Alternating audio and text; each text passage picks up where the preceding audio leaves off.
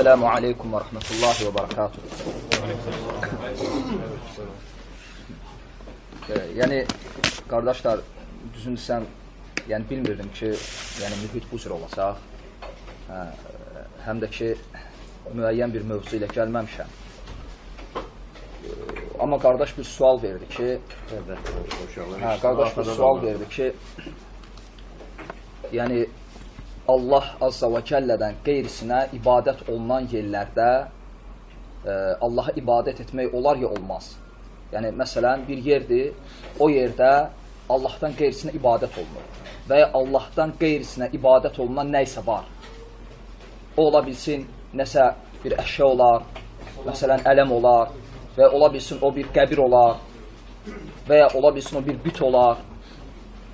O yerdə Allaha ibadət etmək olar ya olmaz. Sual budur. Cavab budur ki, Əhl-i-Sünnə alimləri bu məsələdə fərq qoyublar. Necə ki, Şeyx İbn Useymin Kitab-ı Tevhidin şərhində, həmçinin Şeyx Əlbani Əhkamül Cənaizdə və başqa kitablarında bu məsələlərdən danışıb və məsələ belədir. Əgər bir məscid ki, təməli təqva üzərində qurulmuyubsa, o məsciddə namaz qılmaq caiz deyil. Əgər o məscidin təməli təqva üzərində qurulmuyubsa və təməli təqva üzərində qurulmamaq nə deməkdir? Bu o deməkdir ki, yəni məsələn, misal olaraq qəbri götürsək, qəbir olub və sonra o qəbirin üzərində bir məscid tikilib. O halda o məsciddə namaz qılmaq caiz deyil. Və İmam Əhməddən bir rəvayət gəlib ki, birdən qılınsa, namaz batildir. Yəni, namaz tezdən əda edilməlidir. Hansı halda? O halda ki, qəbir olub və sonra qəbirin üzərinə məscid tikilib. Çünki artıq bu məscidin təməli Allah üçün qoyulmadı. Bu məscid nə üçün tikildi? O qəbir üçün. Bu birinci haldır. Ancaq ikinci hal budur ki, tutaq ki, məscid olub və məscid Allah üçün tikilir və təməli Allah üçün qoyulub. Təqva üzərindədir və sonradan məscidə nə isə salınıb. Bu sufilərdə var, tutaq ki, məscidi biri tikir və məscidi tikdirən öləndən sonra onu məscidin qapısının yanında, ya kandarında, ya məscidin içərisində bir yerdə bastırırlar. Məscidi tikən öləndən sonra. Və bu halda o məsciddə namaz qılmaq batil deyil. Və namaz qılmaq caizdir. Fəqət bəzi alimlər deyiblər ki, bir halda bəyənilmir ki, əgər o məscidin yanında başqa bir məscid var, salamatdır. Və sənin imkanın var ki, gedib o məsciddə qılasan. O halda bəyənilmir ki, içində qəbir olan məsciddə namaz qılasan. Yalnız bu halda. O da haram deyil, əgər qılınsa namaz səhihdir. Və məsələ belədir. Və bundan başqa şəriətdə məsələ yoxdur. Bundan başqa şəriətdə məsələ yoxdur. Yəni, iki dənə məsələdir, hansı ki, onları da qeyd elədim. Fəqət, ümumi nəsiyyət olaraq bir şey deyim, bu sualdan doğru bu. Əslində, bu məsələlər bugün bəzi insanlar üçün bəhanə olur. Məscidləri tərk eləmək üçün. Yəni, hələm Əhl-i-Sünnə alimlərindən elə bir alim çıxmayıb ki, belə bir kitab yazsın və hər hansı fiqhi və ya etiqadi kitabda belə bir bölüm açsın ki, tutaq ki, məscidləri tərk etməyə səbəb olan amillər. Belə bir şey yoxdur şəriətdə. Ki, məscidləri tərk etməyə səbəb olan amillər. Fəqət bunlar hamısı bəhanələrdir, insanları məscidlərdən yayındırmaq üçün. Eyni bizdə bu müğənnilər olmur, gündə hər il yeni bir repertuar ilə ortaya çıxırlar. İndi Allah qorusun, şəriətdə də bu ab-ı havanı yaradıblar. Yəni, hər il yeni bir repertuar ortaya gəlir. Hər il. Və sən təsəvvürlə ki, bu dəvət boyunca 10 il, 20 il ərzində hər il biz bir şey eşitmişik. Və eşitdiklərimiz də nəyə qulluq eləyir? Yalnız cəmaatı məsciddən necə uzaqlaşdıraq. Buna qulluq eləyir. Yəni, sən aqil insan, yəni hamımız, yaşımız çox, yaşımız az, elmimiz çox və ya az. Hamımızın özümüzə görə ağlımız var. Təsəvvürlə, burada hansı aqil insan fikirləşə bilər ki və hökm verər ki, bir məsciddə tutaq ki, ələm qoyulub, gedib kimsə bir taxta, dəmir parçası atıb məsciddə və çıxıb gedib. Və mən də dururam sabah, deyirəm ki, o məsciddə namaz qılmaq haramdır. Və sən təsəvvürlə ki, mən o məscidə gedən minlərlə cəmaatın haqqını yığıram boynuma. Və mən nə edəcəm qiyamət günü? Necə cavab verəcəm buna? Abdullah ibn Ömər radiyallahu anhunun yanına biri gəlir, bir sual verir. Və İbn Ömər deyir ki, sən məni cəhənnəm üzərində körpə eləmək istəyirsən? Yəni, məni cəhənnəm üzərində körpə edəsən, üzərimdən keçəsən və qiyamət gün deyəsən ki, İbn Ömər deyib, düşsə də o düşəcək. Çünki fətvanı o verdi. Və sən təsəvvürlə söz deyirsən və sənin dediyin sözə görə yüzlərlə, onlarla insan məscidi tərk edir və hamısının haqqı sənin boynundadır. Və aqil insan düşünməlidir ki, gəl belə fərz edək. Bir dəmir parçasına görə bugün biz məscidi tərk elədik. Onsuz da bidət əhli istəmir ki, biz onların məscidlərinə görək. Onda ən rahat üslubdur. Hər məscid bir dənə dəmir parçası qoyacaq məscidin içinə və deyəcək ki, onsuz da bunlar ələm olan məscidə girmirlər. Yaxşı, nə edəcəksən? Harada qılacaqsan cüməni, harada qılacaqsan cəmaatı, harada qılacaqsan bayramı. Bugün bidət əhli eşitsə bunu, hər məsciddə bunu tətbiq edəcəklər. Nə var səni o məscidə salmasınlar deyə. Ona görə Şeyx Əlbani Rəhməhullahın gözəl bir sözü var. Deyir ki, mən bu gənclər barəsində, təbii ki, Şeyx Əlbani gənc deyəndə, yəni bizim kimi gəncləri nəzərdə tutmurdu. Şeyx Əlbaninin bu sözü şəriətdə professor, doktor olan insanlara idi, onları adlandırırdı bu cür. Və deyirdi ki, mən bu gənc insanların yəni şəxsiyyətləri barəsində pis zəndə deyiləm. Ola bilər içlərində doğrudan da şəriəti istəyənlər var və Allahın dini üçün qeyrətli olanlar var. Amma deyir, mən onların elmləri barəsində pis zəndəyəm. Çünki onlar elə sözlər deyiblər ki, o sözlər dəlalət edib onların cahil olduqlarına. O sözlər sübut olub ki, bunlar cahildirlər. Və ona görə şeyx deyir ki, ola bilər onlardan bəziləri, bəzi şəri məsələlərdə nəysə nəsibləri var. Amma onlar hələ də düzgün İslami tərbiyə ilə tərbiyələnmirlər. Və bax sən, məsələn, xüsusən də Şeyx Əlbaninin fətvalarına adi bir misal deyim. Şəriət alimləri, demək olar əksəriyyəti, alimlərin cümhuru bu rəydədir ki, məsciddə ikinci cəmaat qurmaq olmaz. Yəni məsciddə, o məscidlərdə ki, o məscidin yəni, müəyyən müəzzini var və müəyyən imamı var. Və cəmaat namazı qılınıb və sonra bir 10 nəfər, 15 nəfər namazı gecikirlər və gəlirlər, tezdən biri iqamə verir, biri də imam durur, ikinci cəmaatı qururlar. Alimlər bu ikinci cəmaatı bəyənməyiblər. Səbəb cəmaatçılıq, səhvləri bölməmək. Baxma ki, namazdır, yəni qılınan namazdır, amma ortada bir məqsəd var. O da nədir? Cəmaatçılıq. Ona görə insan hər şeydən öncə bunu düşünməlidir. Yəni bir hərəkət edəndə, bir söz deyəndə bunu düşünməlidir və Allah Azza və Cəllə bizdən bunu tələb edir. Buyurur ki, "Ud'u ilə səbili rabbikə bil hikmə vəl məv'udətil həsənə və cədilhum billəti hiyə əhsən." Onları Rəbbinin yoluna hikmətlə dəvət et və onlarla ən gözəl şəkildə mübahisə et. Və alimlər deyir ki, hikmət nədir? Hikmət odur ki, bir şeyi öz yerində deyəsən. Bir şeyi öz məqamında edəsən. Bu hikmətdir. Amma sən bir şeyi öz yerində deməsən, bu odur ki, sən hikmətsiz hərəkət edirsən. Ona görə Abu Hüreyrə radiyallahu anhu deyərdi ki, Allah Rasulü mənə 2 növ elm öyrətdi. Hansı ki, o 2 növ elmdən bir qismini isə deyirəm. Və bir qismini desəm, siz məni öldürərsiniz. Nə üçün?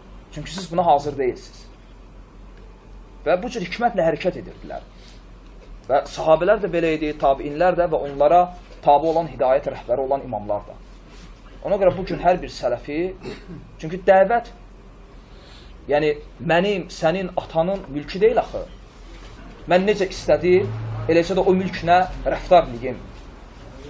Dağılsa da deyim ki, atamın mülküdür. Bu Allahın dinidir və əmanətdir. Ona görə o kəslər ki, əslində dəvət əhli deyirlər, onlar dəvəti düşünmürlər. Ona görə onların boyunlarında dəvətin məsuliyyəti yoxdur. Və bu səbəbdən harada gəldi, nə gəldi, necə gəldi danışırlar. Və səbəb budur. Çünki onlar heç vaxt, siz özünüz də bunun şahidisiniz. Və hər kəs bunu bilir, o insanlar heç vaxt boyunlarında dəvət məsuliyyəti hiss eləməyiblər. Və onlardan birini misal göstərin mənə və deyin ki, bu dəvətçidir. Və 2 dərs qədər və 1 broşurka qədər dəvəti var. Birini misal göstərin. Belə birisini tapa bilməyəcəksiniz. Ancaq əksi misal olduqca çoxdur. Əksi misal nədir? Bugün dəvət tərk edilib, bütün dəvət nəyin üzərində qurulub? Dəvətçiləri gözdən salmaq. Məqsəd budur. İnsan var ki, gecə-gündüz dəvət üçün çalışır. Dəvət ilə yatır və onunla durur. Dəvət naminə günlərlə, həftələrlə ailəsini tərk edir. Və insan var, o da həmçinin. Gecə-gündüz o dəvətçilər barədə düşünür. O dəvətçilər deyir, yatır, o dəvətçilər deyir, durur. Onların dərslərini dinləyir. Elm naminə yox. O məqsəd nə ki, görüm harada xəta eləyəcək. Bu qəlbin xəbisliyidir və qəlbi xəstəliyidir. Yəni, qəlb xəstəliyin əlamətlərindəndir.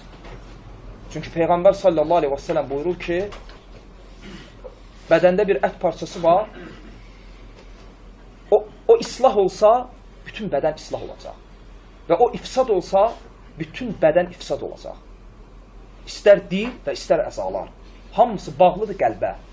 Və Əbu Hüreyrə radiyallahu anhu deyir ki, qəlbin misalı nədir? Elə bil ki, bir ordunun başında olan sərkərdə. O sərkərdə nəyi əmr edirsə, orada ona görə hərəkət edir. Və qəlb nəyi əmr edirsə, insanın əzaları ona görə hərəkət edir. Və görürsən ki, bu şeylər insanın qəlbindən xəbər verir. Və sahabələrdən biri Peyğəmbər sallallahu aleyhi və səlləmə sual verib soruşanda ki, ya Rasulullah, məgər biz danışdıqlarımıza görə məsuluq, cavabdehik, Allah Rasul deyir ki, anan sənin üzərində ağlasın. O ərəblərdə bir misal idi. Məgər insanları cəhənnəmə üzü aşağı sürükləyən bu dillər deyilmi? Və şəriət alimləri deyir ki, dil yeganə orqandır ki, onda mübah olan şey yoxdur. Yeganə orqandır ki, onda mübah olan şey yoxdur.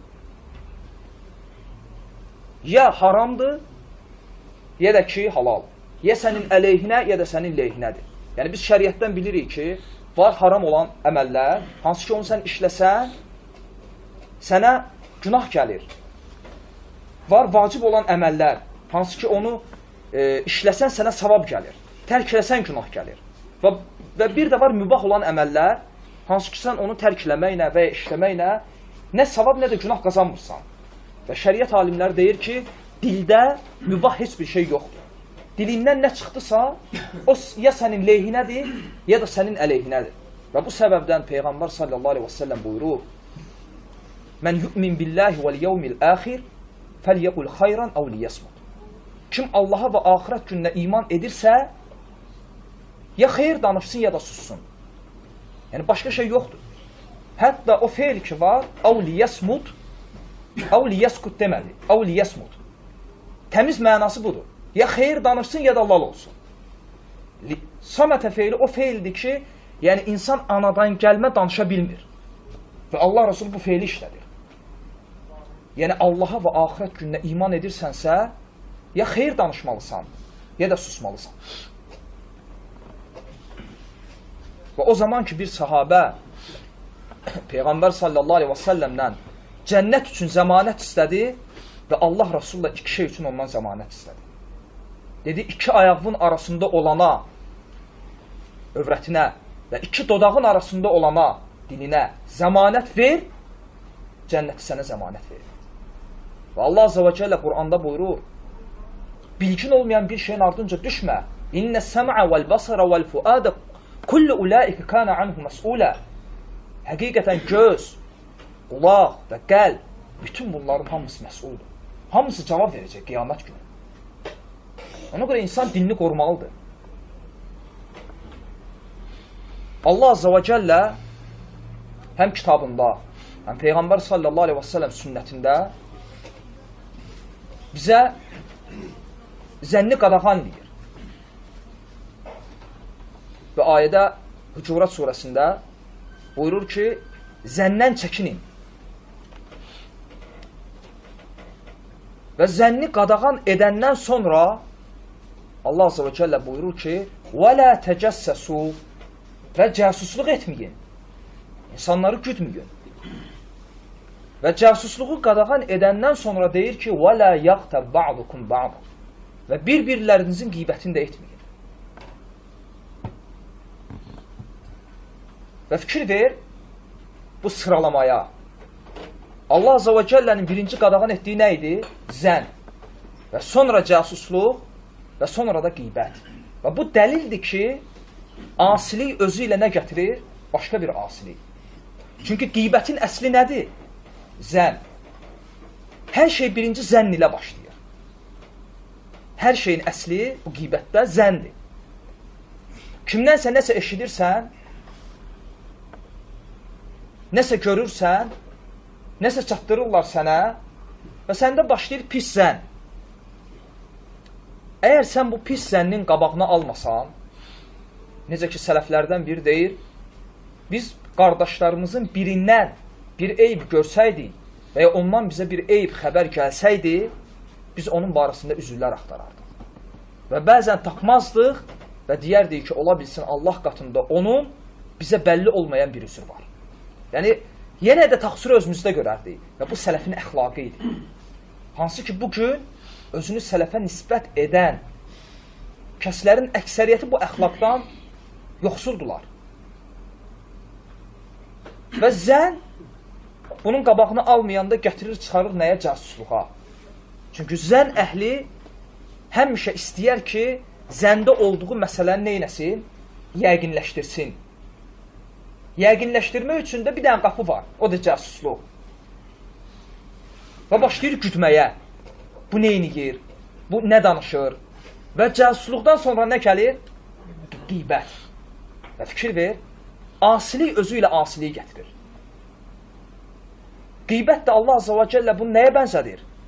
Sanki ölmüş bir qardaşının ətini yeməyə. Və alimlərdən biri buyurur ki, və fikirləş ki, elm əhlinin əti zəhərlidir. Yedin, ölərsən. Yəni, bu başqa insanın qeybətini etməkdən fərqlidir. Ona görə bu fitnə əhli, Allah şahiddir ki, bunlar axı fitnə əhlidirlər. Və hətta Allah Azze və Cəllə buyurur, İnnəl insənə li rabbihi ləkanud və innəhu alə zəlikə ləşəhid. Həqiqətən insan Rəbbinə qarşı nankördür və özü də buna şahiddir.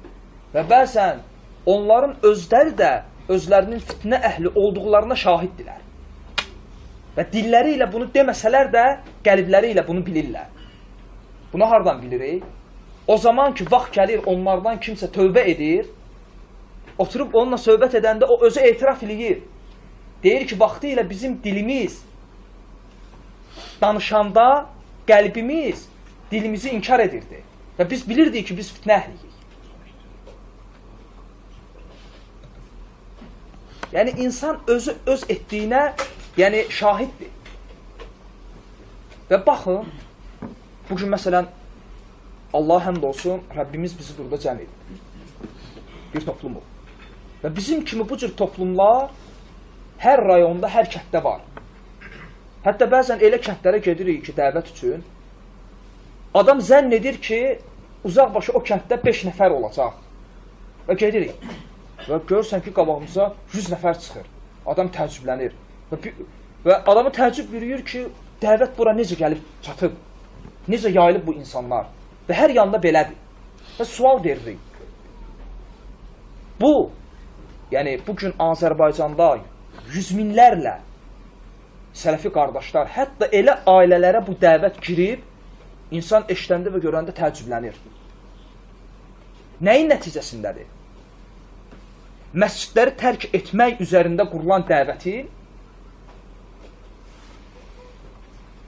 yoxsa cəmaatı İslama salmaq, yox, cəmaatı İslamdan çıxarmaq həvəsində olanların dəvəti. Yəni, insan, bizdə bir misal var ki, görünən kəndə nə bələdçi? O, həmin şeydir. Yəni, kimin dəvəti üzərində bu yayıldı? Bugün hətta o insanların özləri bugün tən elədikləri dəvətçilərin dəvəti nəticəsində İslamdadır. Yəni, ona sual versən ki, sən bu əqidəyə necə gəldin? Sənə deyəcək ki, filan qardaş dəvətlədi və baxırsan ki, o da sələfidir. Və ya filan qardaşın dərslərini dinlədim, tövbə elədim, gəldim İslama və indi onu söyür, onu təkfir edir. Hansı ki, bugün İslamda olmasına görə ona borcludur. Deyirsən ki, Quran oxuya bilirsən, hə, təzvidi, hə, ərəb dilini o da öyrənib. Kim öyrədib? Filan yerdə öyrənmişəm. İndi oranın əhlini söyür, tən eləyir. Hansı ki, dinində hər bir şeyinə görə onlara borcludur. Və Peyğəmbər sallallahu aleyhi və səlləm buyurur ki, məxluqa şükür etməyən, xaliqə şükür etməz. Və bu nankörlükdür. Və bəzən deyirlər ki, 20 ildə nə dəvət gedib? Allahu akbar. Sən sual ver ki, sən nə etmişsən? Və çox təəccübləndirir. Hal budur ki, bu danışan insanların ailəsinə baxanda ailələri bərbaddır. Adını çəkməyəsən, bir yerdəyəm. Deməli, o yerdə, Bakıdadır həmin yer. Qardaşlar hamısı sabitdir. Hamısı sabit qardaşlardır. Cəmi 2 nəfərdən başqa. Və bunlar cahildirlər. Və tən elədikləri qardaşlar, əlhamdülillah, saqqalda, zahiri sünnələri əməlləyirlər, ailələri salamat, zövcələri hicabda, bəziləri niqabda və s. Hər şey öz qaydasında. Hansı ki, bu 2 nəfər, bu yəni yaşadığımız həyatdan, yəni 1 ilin, 2 ilin söhbətidir. Hansı ki, bu 2 nəfər məsciddən ayrılıb, cəmaatdan ayrılıb, elm tələbələrinə tən edir və oturub duranda danışdığı yalnız hakimiyyətdir. Onlar niyə filan şey tətbiq eləmirlər? Onların zövcələr niyə bu gündə geyinir? Və vallahi, hər ikisi də nə saqqal saxlayır, zövcələr də hicabsızdır. Yəni, təsəvvürlə, həmin yerdə yaşayan və özünü sələfə nisbət edən hər kəs həm zövcəsi ibadətdədir, həm də ki, hicabdadır. Və heç biri hukm Allahdan danışmır, bunlar kimi. Danışan bunlardır və öz ailələrdə Allah Azza və Cəllənin hökmünü tətbiq eləməyiblər. Sən niyə başqasının zövcəsindən danışırsan? Hansı ki, qiyamət günü səndən onu soruşmayacaqlar. Səndən səninkini soruşacaqlar. Gör, iblis insanın başını necə oynasın. Ona görə Şeyx Əlbani rahimehullah deyir ki, yəni hökm yalnız Allahındır şüarı ilə küçəyə çıxan insanlar görəsən Allah Azza və Cəllənin hökmünü öz balaca evlərində tətbiq edə biliblərmi? Yəni, islah nədir? Yəni, bizə lazım deyil ixvanların dəvəti, hizbçilərin dəvəti. Bizə lazımdır Peyğəmbər sallallahu aleyhi və səlləmin dəvət metodu. Allah Rasulü Məkkədə dəvətə nə ilə başladı? Tohid ilə. Hansı ki, Məkkə müşrikləri Peyğəmbər sallallahu aleyhi və səlləmə hakimiyyət təklif elədilər ya yox? Hasan? Harada elədilər? Hansı? Nə dedilər? Ha? Dedilər ki, gəl sənə qəbiləmizin ən gözəl qızlarını evləndirək. Səni qəbilələrimizin rəhbəri edək. ancaq dəvətindən əl çək. İxvanların metoduna görə gərək Peyğəmbər sallallahu aleyhi və səlləm birinci stolu götürməli idi. Məqsəd budur. Və sonra dəvət etməli idi. Amma nə dedi? Nəinki qəbilə, hakimiyyət, hətta bir ayı sağ əlimə, günəşi sol əlimə qoysaz, dəvətindən dönməyəcək. Və bu nəbəvi mənhəcdir, metoddur. Və fikir ver, Məkkə ayələrinə, bəzən məsələn, bir qardaş zəng eləyir, sual verir, deyir ki, qardaş, nə üçün cihad barədə dərs keçmirsiniz? Və deyirəm ki, qardaş, bu sualı ki, sən verdin, ha.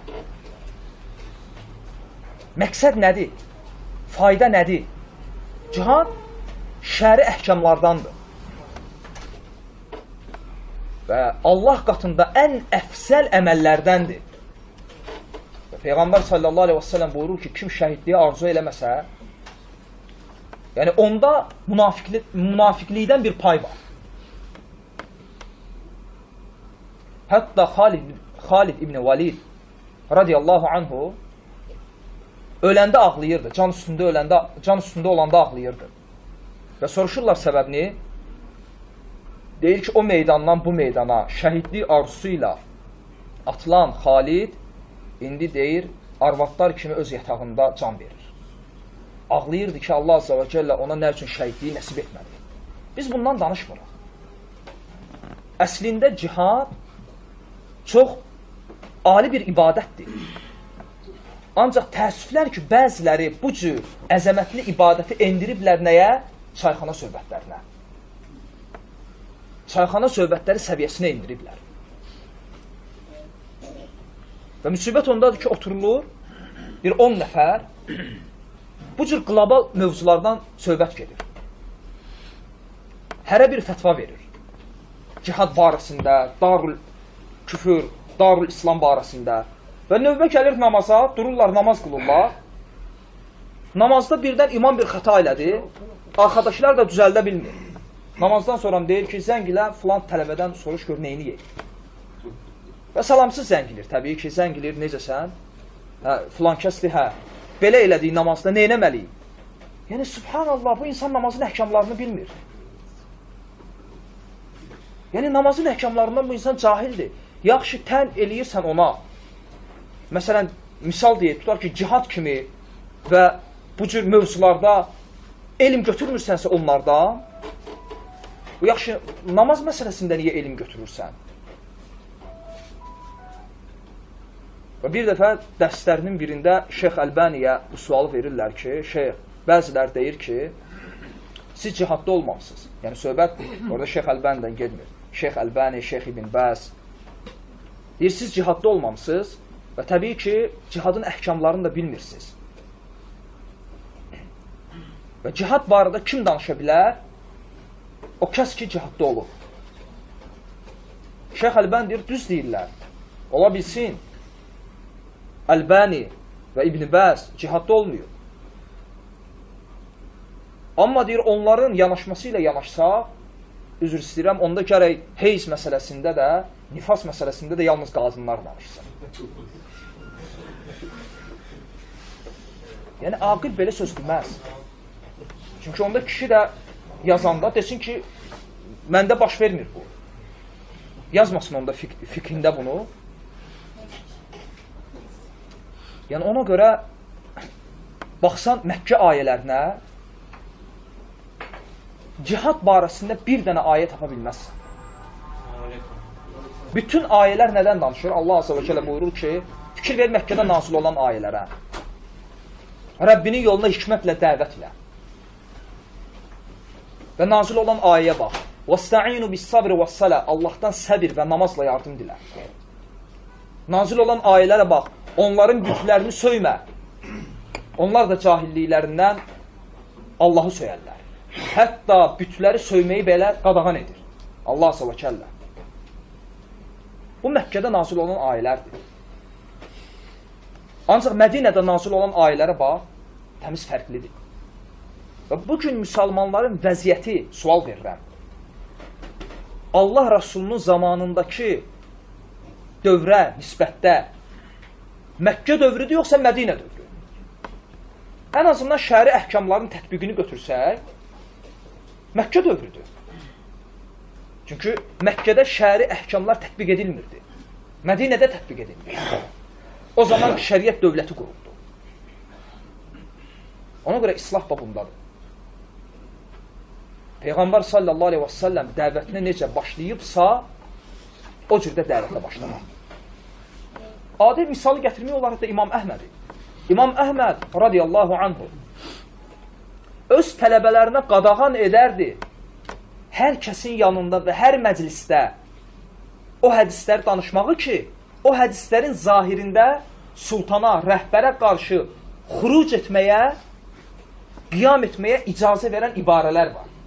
Yəni, bəzi hədislər var, o hədislərdə zahirindən belə görünür ki, bir hakim zülm etsə ona qarşı çıxmaq olar. Təbii ki, hədis bunu göstərmir. Ancaq ilk baxışdan bu mənanı verir. Yəni, cahil bunu oxusa və ya eşitsə, ilk anda bunu başa düşə bilər. Necə ki, Allah Azza və Cəllənin ad və sifətləri. Məsələn, sələfi biri oxuyur ki, Qalə ya iblis, mə mənəəkə ən təscüdə limə xələqtu biyədəy. Allah Azza və Cəllə dedi ki, ey iblis, iki əlimlə yaratdığıma nə üçün səcdə etmədin? Və sələfi bilir ki, Allah Azza və Cəllənin əli var, məxluqun əlinə bənzəmədən, Allahın əlini isbat edir, xaliqi məxluqa bənzətmədən və ona cism nisbət etmədən və Allahın əlini onda orqanda bilmir. Niyə? Çünki bunda qayda var, sabit qayda. Amma təsəvvürlə ki, bir cahil bunu oxusa, ya İslamda təzə olan birinə sən gəlib başlasan ki, baldırın açılacağı o gündə və s. və ilə axır, bu istər-istəməz 1, 2, 3 gündən sonra olacaq nə? Müşəbbihə. Amma biz bilirik ki, bu ayələr və bu hədislər insanı təşbihə aparmır. Təşbihə apara bilər nə vaxt? O zaman ki, cahilcəsinə yanaşsan. Ona görə İmam Məlik bəyənmirdi hər məclisdə və hər cahilin yanında Allahın ad və sifətlərindən danışmağı. İndi İmam Məlik tohid elmini gizlədirdi. Yox. Burada məsələ ondadır ki, insanların məsləhəti var. Şəriətdə bu qaydadır. Məsləhə və məfsədə. İslah və fəsad. Sən götürməlisən bunu. Və İmam Əhməd də bəyənmirdi hər kəsin yanında o hədisləri danışmağı ki, o hədislərin zahirində rəhbərə qarşı xuruc etməyə icazə verən ibarələr var. Və bu hikmətdəndir. Və bu Peyğəmbər sallallahu aleyhi və səlləmin mənhəcidir. O zaman ki, Allah Rasulü sahabələrdən 1, 2 və 3 sahabəyə bunu deyib. Onlardan biri Əbu Hureyrədir, Əbu Zərdir və Əbu Musa Əl-Əş'ari. Ki, bu ümmətdən la ilahə illallah deyənlər, vaxt gələr bu kəlmə onlara fayda verər. Və sahabələr deyəndə ki, ya Rasulullah, gedim müjdələyim. Bir rəvayətdə gəlir ki, Allah Rasulü özü deyir ki, yox. Nə üçün? Çünki buna güvənər və əməli tərk edərlər. Və 2 rəvayətdə gəlir ki, icazə verir, çünki bu hadisələr başqa-başqa hallarda baş verib. Və sahabələr də ayrı-ayrı sahabələrdir. Və 2 halda icazə verir və sahabə gedib demək istəyəndə Ömər ibn Xattab arxadan tutur və qadağan edir. Və gəlir Allah Rasulunun yanına, deyir ki, ya Rasulullah, bunu desə, insanlar namaz tərk edər. Və həmin sahabə ölənəcən bunu gizlənir. Və ölənə yaxın bunu rəvayət edir, çünki bu elm idi. İstəmədi ki, bu elm gizlənildiyi halda bu dünyadan köçsün. Çünki Peyğəmbər sallallahu aleyhi və səlləmdən eşitmişdi ki, məndən bir hədis belə olsa, elm naminə, onu nə edin? Nəql edin. Amma ölənəcən onu neynədir? İnsanlar səhv başa düşərlər deyə gizlədir. Nəyin naminə? İnsanların məsləhəti naminə. Budur hikmət. Və bu Peyğəmbər sallallahu aleyhi və səlləmin mənhəcidir. Və sələf bunu onlardan götürür. Və adi misal göstərmək olar, niqab məsələsini. Və çox gözəl misaldır bu. Və bu məsələdə Şeyx Əbbəd bir çox kitabında danışıb. Rifqan Əhlüs-Sünnə bi Əhlüs-Sünnə risaləsində, həmçinin Abu Davudun şərhində, səsli dərsində Şeyx Əlbəniyə irad tutur. Görün nədə. Biz bilirik ki, cümhur üləmaya görə, alimlərin əksəriyyətinə görə niqabın hökmü nədir? Sünnədir, müstəhəbdir. Amma bugün Saudiyada olan alimlər hansı rəydədir bu məsələdə? Ki, vacibdir. Elhamdülillah, onlarda bu rəy tətbiq edilir. Müftilik var və rəy də, hökmdə bunun üzərindədir ki, niqab vacibdir və hamısı da bu hökmə əməl edir. Və niqabsız qadın yoxdur orada. Və Şeyx Əlbani isə bunun əksi, yəni Şeyx Əlbaninin rəyi bunun əksinədir. Şeyx Əlbani niqabı sünnə görür. Və təbii ki, Şeyx Əlbani əmələ gələndə özü bu məsələdə mütəşəddir. Öz zövcələri də hamısı niqabda idi. Söhbət əməldən getmir. Yəni, bir əməl sünnədir, o demək deyil ki, onu tərk edəsən. Məsələn, namazda əlləri qaldırmaq sünnədir, hamımız əməl edirik. Əməl etməyənlə savaşırıq ki, niyə əməl etmirsən? Fəqət söhbət gedir hökmündən. Və Şeyx Əlbani bu barədə kitab yazır. Niqabın sünnə olduğunu ispat eləmək üçün. Və Saudiyanın özündə Şeyx Əlbaniyə böyük hörmət var. İstənilən kitabxanaya girsən, kitab satılan yerlərə, Şeyx Əlbaninin kitablarından ibarət bir rəf. Hansı ki, İbn Bəzin, İbn Utheyminin, Fovzanın və qeyrilərinin kitablarından çox Əlbaninin kitabları satılır. Ancaq məhz bu kitabın satılışı Saudiyada qadağandır. Qoymurlar. Satılsa da əl altı satılır. Məqsəd, Albaniya hörmət edilir. O cəmaatın məsləhəti üçündür. Yəni, əslində bu qadağan ora üçün düzdür, düzdür. Kitabda problem yoxdur. İnsanların məsləhəti var. Və görə Şeyx Abbad Hafizahullah nə deyir? Deyir ki, bayaq qeyd edilədiyim hədis ki var idi. Ya Rasulullah, əgər insanlara bunu desək namaz tərk edərlər, elə bu hədisin şərhində Şeyx Abbad deyir. Deyir, bu hədis dəlildir ki, bəzən insanların məsləhəti naminə nəysə gizlədilə bilər. Və Şeyx Abbad deyir ki, və bu niqab məsələsi də bu məsələlərdəndir ki, hətta deyir, Albani öz nəfsində bunun sünnə olduğuna etiqad etsəydi də, gərək bu rəyi ishar etməyəydi. Ki, sonra bir qadın, niqablı bir qadın dönüb deməsin ki, əsrimizin böyük alimi bu rəydədir və mən də ona tabiyəm. Yəni, Şeyx Abbad deyir ki, gərək Əlbani bunu ishar etməyəydi. Bugün Saudiyanın özündə də elə alimlər var və ola da bilər ki, bu rəydədirlər. Ancaq ishar etmirlər və etməyəcəklər də. Budur hikmət. Bu o demək deyir ki, sən elmi gizlədirsən. Yox. Məsələ islah və ifsad məsələsidir. Yəni, hər bir şeyin sağlam, bir də xəstə, düzgün və əyri olması nədən bilinir? O şeyin nəticəsindən. Məsələn, insanın zahiri əməllərinin əsli qəlbdədir. Çünki fər'i iman zahirdədir, əsli iman qəlbdə.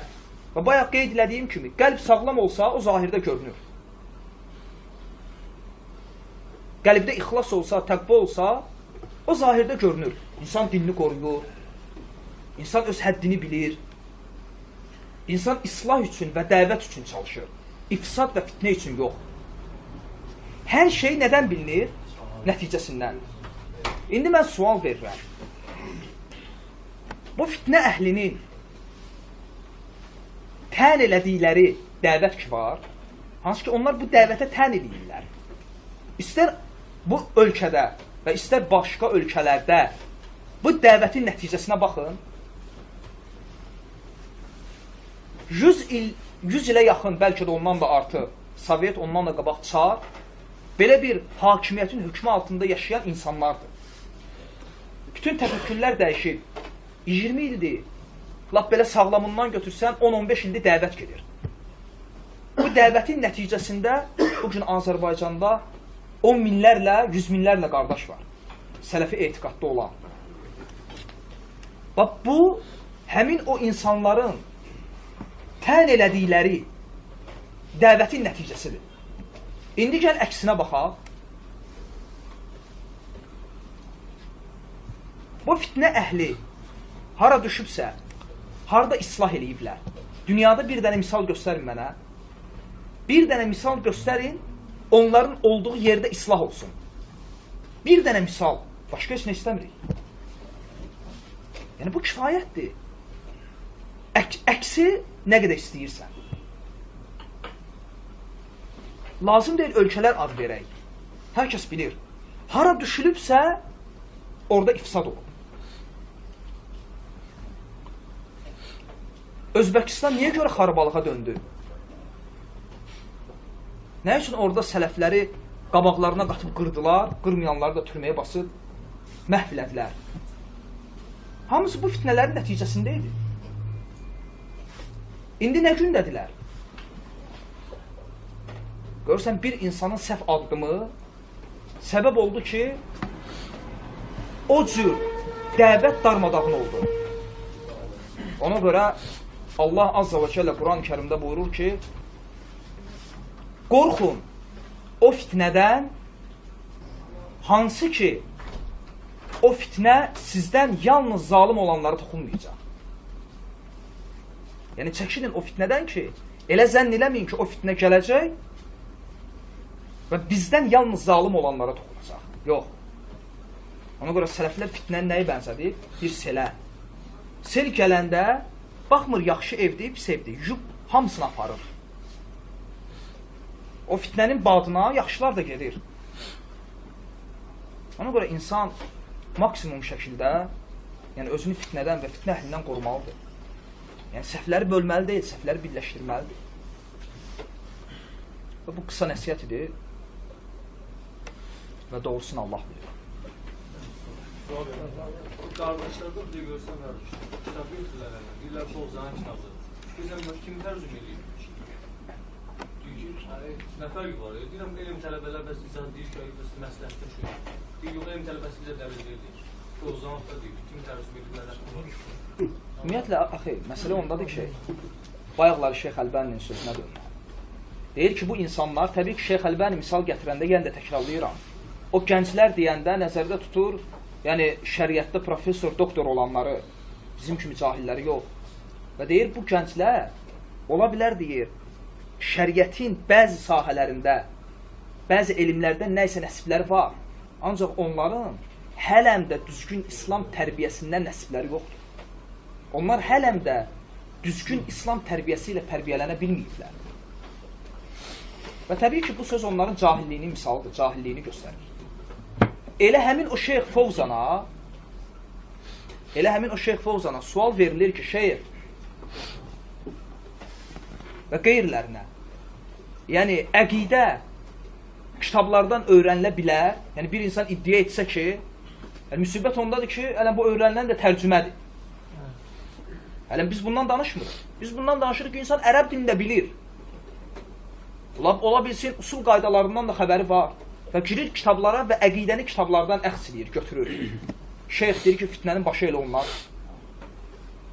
Sən oxuduğun kitabın müəllifi bunu deyir. Yaxşı, götürmə o birisini. Heç olmasa oxuduğun kitabın müəllifinin sözünü götür. Şeyx deyir ki, fitnənin başı onlardır. Yəni, əqidə... Çünki, qardaşlar, elə əqidə məsələləri var, baxın, adi bir misal deyil. Məsələn, çox misal göstərmək olar. Şeyx İbrahim Ruheyli olsun, Süleyman Ruheyli olsun, Abdüləziz Ər-Reis olsun, Şeyx Abbədin oğlu olsun, məsələn, Abdurrazzaq və ya Şeyx Bəsmul olsun, Şeyx Mədxəlinin tələbəsi və qeyriləri. Yəni, böyük alimlərə nisbətdə kiçik alimlər, hansı ki onlar professor, doktordular. Ən azı xalis 20 il alimlərin dizi altında yetişirlər. Onlar bugün bu cür aktual mövzularda bir kitabı yazanda, hansı ki baxırsan kitabın həcminə, bir də görürsən 40 səhifəni keçmir. Onu yazanda gedir böyük alimlərdən icazət alır, kitabın çapına. İcazət alır. 3, 4, 5 alimlər ki, bu kitabı oxuyurlar və sonra nə edirlər? Ona icazə yazırlar. Ki, bu kitab məsləhətlidir və çap edilə bilər. Fikir ver, bu insan mütəxəssisdir bu sahədə. Amma rəftarına bax, nə üçün belə eləyir? Çünki o elm əhlidir və boynunda elmin məsuliyyəti var.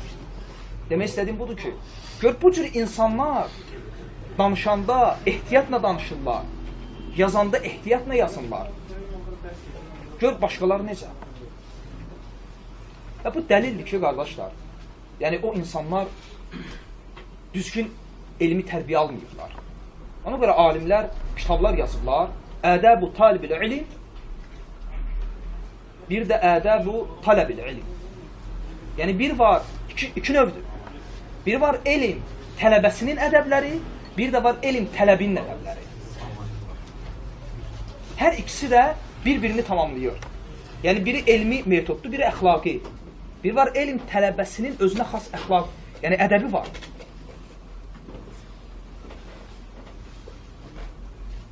Və bir də var elm tələb etməyin metodu. Və bunlar bir-birini tamamlayır. Təbii ki, o dəlildir ki, bu insan həm elm tələbindən məhrumdur, həm də ki, elm tələb etməyin ədəbindən məhrumdur.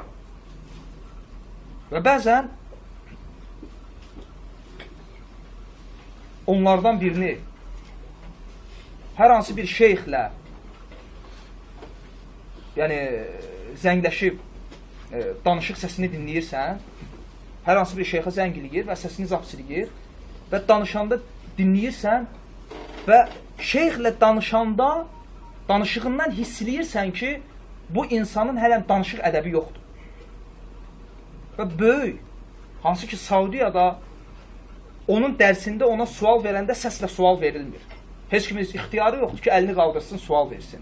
Sual yazılır. Əlhamdülillah, kibir əhli deyirlər, təvazökardırlar, istəyən zəng eləyir, xüsusən də xarici ölkədən gələndə götürürlər. Buradan da istəyən zəng eləyir və bəzən zap siləyirlər, dinləyirik və baxırsan ki, müsibət. İnsan onunla elə danışır ki, heç biz məhəlləmizdəki uşaqla o cür danışmır. Və bu dəlildir ki, o insan alim yanında yetişməyib və o tərbiyəni görməyib. Ona görə bu cür şeylər çox eşitcəksən. Bu deyir ki, hansı tələbəni göstərə bilərsən ki, Bozan kitabını tərcümə edəsin. Deyir, gizlədirlər, neyimdir, bir yaxşı söhbətə gəlir. Axı, onlar həm cahildirlər. Yaxşı misaldır bu, bunu yaxşı dedir. Həm cahildirlər, axı. Həm də ki, cahillikdən əlavə. Yəni, qəliblərindəki niyyətlərini düzəltməlidirlər onlar. Ən azından zənnlərini qoy düzəltsinlər. Sən fikir verirsən, o deyilən sözlərin hamısı pis zənn üzərində deyilən sözlərdir. Yaxşı, mən sual verirəm sənə. Çünki bu sözü onların başında duranlardan biri mənə dedi. Sən deyən sözü. Nə üçün Şeyx Muhammedin filan kitabını tərcümə eləmirsiniz? Nə üçün Şeyx Muhammedin filan kitabından dəstimirsiniz? Dedim, başa düşmədim, sən niyə demirsən? Allahu akbar, dəvət atıblar bizim üstümüzə, hökmü özləri verirlər. Dedim, sən niyə eləmirsən, sən niyə tərcümə eləmirsən? Hə? Ərəb dilində bilirsən. Aləmlərin Rəbbi olan Allah şahiddir ki, mənə verdiyi cavab bu oldu. Bizim dəvətə vaxtımız çatmayıb, ciddi yox, istehza ilə. Biz sizi ilə məşğuluq.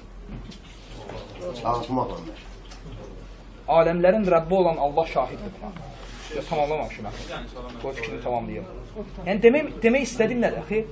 Onlar, əxi, dəvətin içində deyirlər. Onlar nə dəvətin məsuliyyətini bilirlər. Eşitirsən, qardaş? Onlar nə dəvətin məsuliyyətini bilirlər, nə də dəvətdə olan problemləri bilirlər.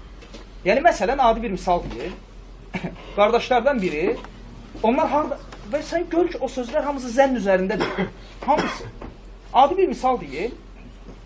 Qardaşlardan biri getdi, Şeyx Muhammed ibn Abdülvahabın Kitab-ı Tevhidini, bilmirəm, mətin, yoxsa hansı şeyxin şərhi ilə tərcümə edib dini qurumlara icazə almağa və icazə vermədilər. Yəni, ən azından müəllifə görə. Və qardaş da nə elədi? Getdi, öz adını qoydu, Tevhid kitabı adı altında, həmin Kitab-ı Tevhiddə olan bütün mövzuları yıxdı bu artıqlamasıyla. Getdi, apardı dini qurumlara, əlhəmdə icazə aldı, indi də kitab satılır. Yəni, o danışan adam bu şeyləri bilmir. Ki, dəvətçilər nə problemlərlə qarşılaşırlar, nə metodlardan istifadə edirlər. Hətta Kitab-ı Tevhid o adına da olmasa başqa adına, amma içi eynidir. Ola bilsən mövzuların biraz yeri dəyişib, allatmaq üçün. Və əlhəmdülillah icazə də alındı, kitab da çıxdı və satışdadır. Onlar bu şeylər bilmirlər. Çünki onlar nə dəvət yolundadırlar, nə bunun üçün çalışırlar, nə bunun məsuliyyətini daşıyırlar. Elə bir dənə var danışmaq. Niyə görə belə eləmirlər? Niyə görə bunu demirlər? Sən dinə, yaxşı sən elə.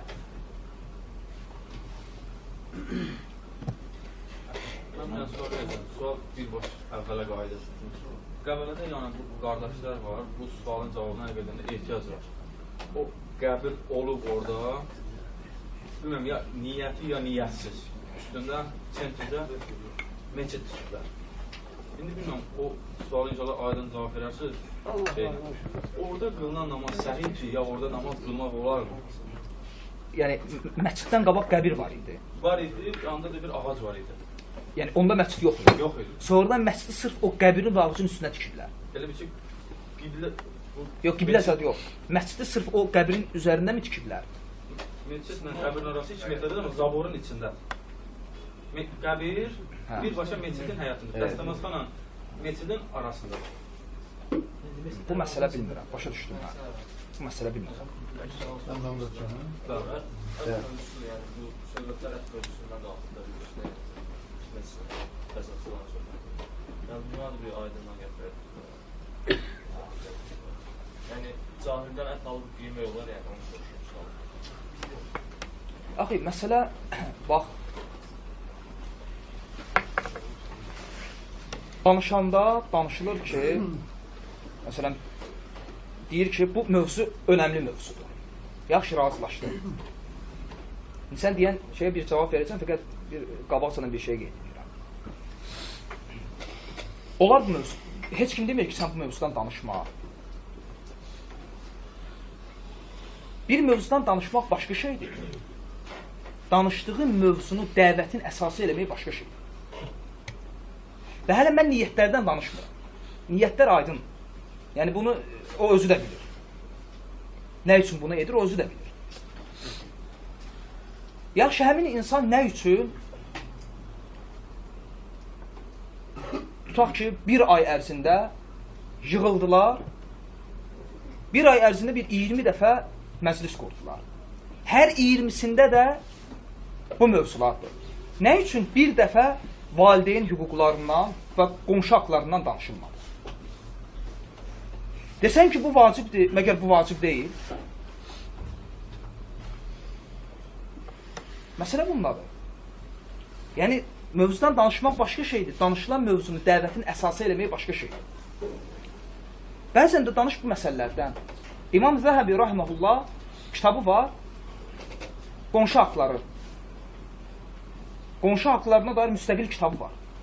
Sahabələr deyir ki, Allah Rasulü o qədər danışırdı ki, biz elə bilirdik mirasımızdan qonşulara pay düşəcək. Qiyamət günü, bax, tək bu məsələlər deyil. İnsan var ki, bir ildir araşdırdığı, axtardığı mövzu nədir? Bura Darül İslamdır ya Darül Küfür. Hələm də köçmüyor. Hələm də yaşayır və yaşayacaq da. Nəticə də yoxdur. Nəticəsiz bir şey üçün çalışır və sual verirəm mən sizə. Qiyamət günü ya qəbirdə, ya məhşərdə bizdən soruşulacaq bura Darül İslam deyə Darül Küfür. Hər bir aqil, şəriətdən zərrə qədər nəsibi olan insan bilir ki, cavab budur. Qonşu haqlarından soruşulacaq, ana atavın haqlarından soruşulacaqsan, niyə bunlardan danışmırsan? Yəni, soruşulan məsələni qoymuşsan qırağa, yəni, hansı ki, heç bir faydası yoxdur sənin üçün, praktiki olaraq əməldə. Və dediyim məsələ çox qəribədir. Bəzi insanlar var, istəyirlər ki, o şeylə tanınsın. Yəni, məsələn, istəyir ki, buna desinlər ki, bu ət yeməyənlərdəndir. Harada oturur və bu mövzulardan danışır. Və istəyir bu şeylə tanınsın. Bu problemdir. Və çox qəribəsi nədir? Tək bu məsələlər deyil, əxi. Qəribəsi ondadır ki, çox qəribə səhnələr var. Arada bu şeyləri görəndə mən şəxsən özüm təəccüblənirəm ki, yəni bu qəlbinin əyirliyindəndir, yoxsa cahilliyindəndir, yoxsa bu ayrıca bir xəstəlikdir, bunun hələm adı tapılmıyor. Məsələn, insan sabah eşitdin ki, bu fikrə düşdü. Hələ məscidlərə gəlir. Görürsən ki, rukudan qalxandan sonra əllərini bağlayır. Bu fikrə düşəndən sonra. Rukudan sonra əlləri bağlamağın bu əqidə nə, bu mənhəzlə əlaqəsi yoxdur. Həqiqət məsələ ondadır ki, bu insanda seçilmək sevdası var. Yəni, bu çox qəribə şeydir. Yəni, bu xəstəliyin adını ələm tapmaq lazımdır ki, nədir?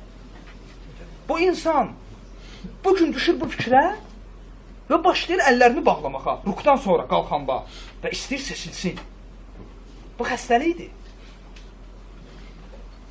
Yəni, nə üçün məhz? Və birdən, qəribə budur ki, birdən bu fikrindən tövbə eləsə, əllərini açır.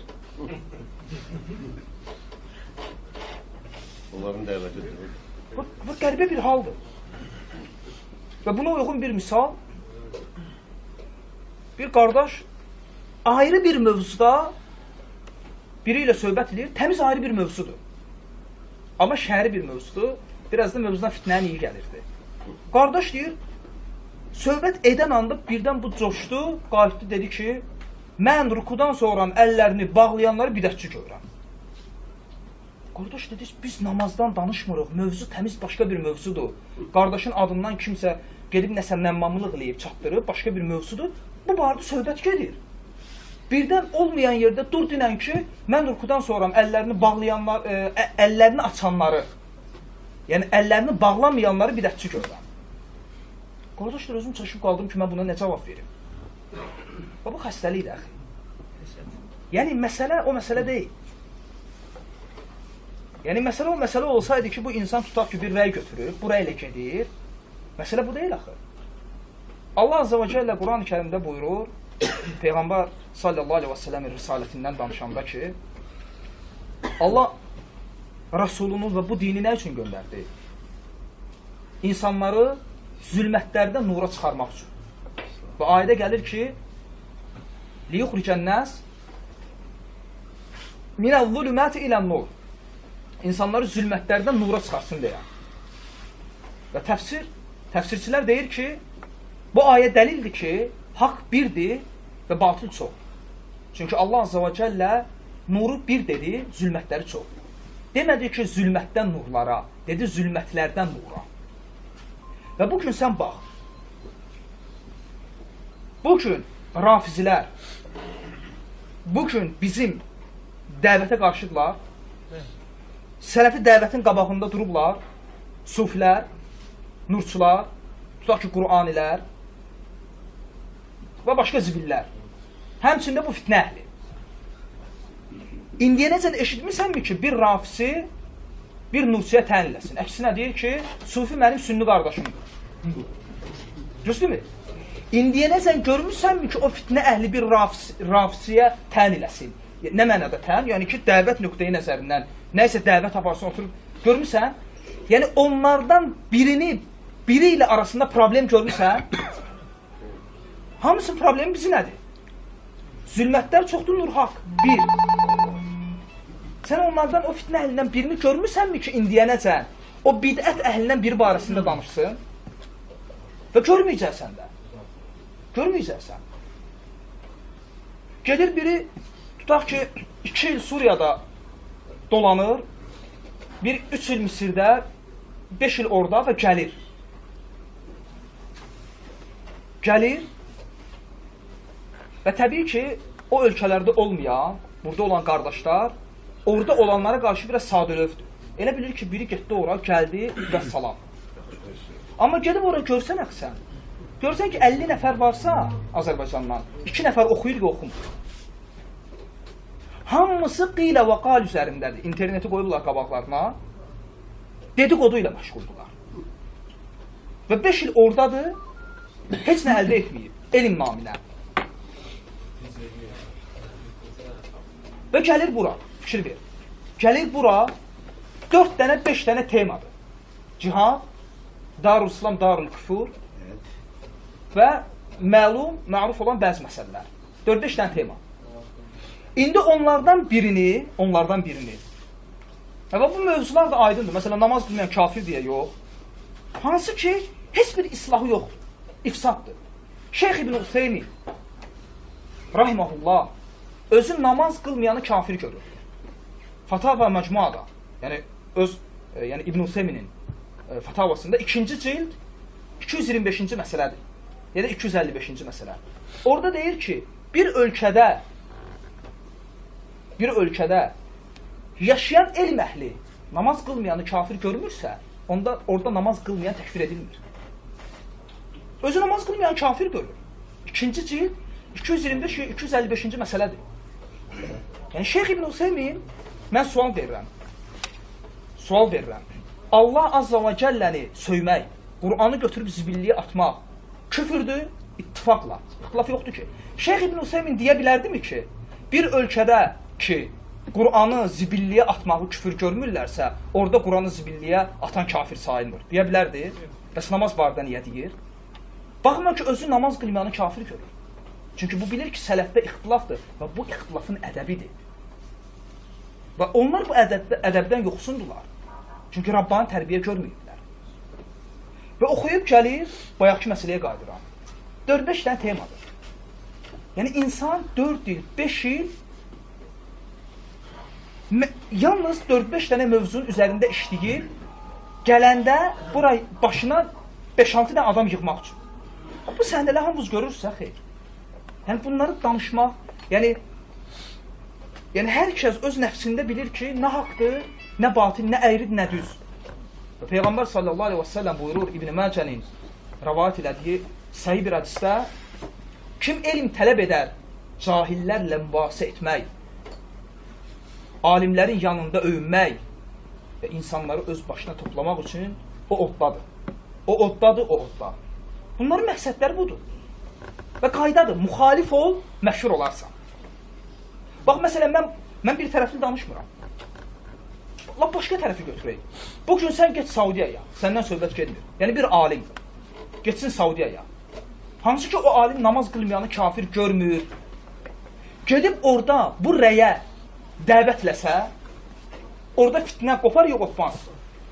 Baxma ki, namaz qılmayanı kafir görmürsə də, orada namaz qılmayan kafir deyil, rəyinə dəvət etməyi və bunu dəvətin əsası etməyi Saudiyada böyük fitnədir. O, bəlkə də o alimi oradan qovarlar. Adi niqab məsələsində kitabı satışı qadağandırsa, bu məsələdə necə? Həmçinin bunun əksi. Sən bilirsən ki, Azərbaycanda dəvət bu cür başlayır.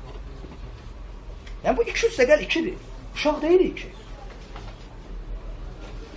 Bilirsən ki, Azərbaycanda dəvət bu cür başlayır. Yəni, ən əsas Mədinə tələbələridir.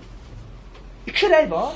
Ən azından ölkəmizə dəvətə münasib rəy kimi bu rəy seçilir. Əlhamdülillah. Necə ki, Saudiyada bu rəy münasibdir, bu rəy tətbiq edilir. Təsəvvürlə ki, Ləznətü Daiməyə sual verilir. Hansı ki, o vaxt Ləznətü Daimənin başçısı İbn Bəs idi. Yanında Şeyx Huneymən, Bəkr ibn Əbu Zeyd, Abdurrasəq Əfifi. Sual verilir ki, namaz qılmayanla muamələ. Və Ləznətü Daimənin cavabı bu olur. Deyir ki, 2 rəydən daha səhih olanı budur ki, namaz qılmayan kafirdir. Fikir ver. Ədəbə bax. Deyirdi ki, mən bu rəydəyəm ki, kafirdir, qutardı. 2 rəydən daha səhih olanına görə. Göstərir ki, məsələdə 2 rəy var. Və buna görə səhih olanı budur. Və deyir ki, o kafirdir və danışır ki, cənazəsi qılınmır və s. danışır və sonra deyir, وَلَكِنْ قَالَ جُمْهُورُ الْعُلَمَا لَا يُكَفِّرُ. Və lakin cümhur üləma deyir ki, o insan təkfir edilmir. Və sonra fətvanı da bu cür bitirir. Və budur. Yəni, elmi ədəb. Və görürsən, gəlir, mən tutaq ki, gəldim və sən durdun, gəldin, sən bilirsən ki, bizdə dəvət bu cür başlayıb və tən elədikləri dəvətin nəticəsində özü bugün sələfidir. Və başlayır, bir rəy ortaya atır və qaydadır ki, müxalif ol, məşhur olarsan və məşhur olur. Bizdə də qayda deyə, qardaşlar, qıraqdan gələn şirin olur. Bu bizim millətimizdə xas xüsusiyyətdir. Biz nəsə həmişə istəyirik, bir maraqlı bir tema axtaraq, qıraqdan nəsə gözləyirik. Dünən mən qardaşlara bir misal verdim, ayaqqabı misalını. Bu Bakıda olan hadisədir. Televizorda dinləyirəm. Bir kişi, deməli bir Bakıda ayaqqabı sexidir. Bakıda istehsal olunan bir ayaqqabıdır. Və yaxşıdır, keyfiyyətlidir. Amma Bakıda istehsal olunur. Yəni etiket də budur, Bakının etiketi. Və qiyməti də ucuzdur, 20-30 manat. Kişi deyir ki, bir aydır buradayım, heç kim ayaqqabı almır. Nə elədilər? Götürdü etiketi dəyişib, qoyub Türkiyə və qiymətini də qaldırıb 80 manat, bir də ayaqqabı qalmır. Bu bizə xasdır da, biz qıraqdan gələni şirin qəbul edirik. Və bizdə bir şey var. Məsələn, bir insan geçsin, çox demirəm, 5-6 ay bir dənə ərəb ölkəsində fırlansın. Gəlsin, bir dənə cümədən çıxan kimi 4-5 dənə insan yığılışır qabağına və bu sualları verir ona. Yəni, elə bil ki, bu maraqlı bir şeylə gəlib oradan. Nəsə axtarır. Sən nə axtarsan, gəl ibadətinlə məşğul ol. Gəl ailəvi dəvət ilə. Bu xəstəlikdir, hələm adı tapılmayıb bu xəstəliyin. Və bax, əxi, bu insanlar ki, 4-5 dənə tema üzərində, bu dəqiq dinləyin, 4-5 dənə mövzu üzərində özlərini yetişdiriblər, hələm də kaldılar, onlara elə gəlib ki, yetişirlər. Və mən təklif edirəm, onlardan birini gətirin bura. Bir dənə, məsələn, mövzuda dəvət deyil, gəl dəvət edək. Gəl bu boyda, biz harada yaşayırıq Azərbaycanda? Yanımız, yörəmiz bidətçilərlə doldu. Dəvəti düşünmürsən, əla. Mən təşkil edirəm. Götür onlardan birini, elm iddia eləmir, aparaq bir dənə rafisi ilə, bir qum tələbəsi ilə otursun, çox demirəm, tavhid mövzusunda söhbətləsin. Gör öz şübhələri ilə onu qattalayıb qoltuğun arasına qoyacaq ya qoymayacaq. Və onlardan birini gətir, Misirdə Əl-Azhar Universitetini qutaran Maturidi və Əş'ari əqidəsində olan biri. Maturidi və Əş'ari əqidəsində olan biri. Hansı ki, əsma və sifətlərdə zəlalətdədir. Onlardan birini gətir, Allah Azza və Cəllənin ərşin fövqündə olması məsələsində söhbət eləsinlər, gör onu darmadağın edir ya yox. Əxi, heç bir bidətçinin qabağına üzaq çıxa bilməzlər. Onların işi, gücü sələfi dəvət. Vəssalam. Və də olsun, Allah bilir. İxlasla.com saytı tərəfindən təqdim olundu.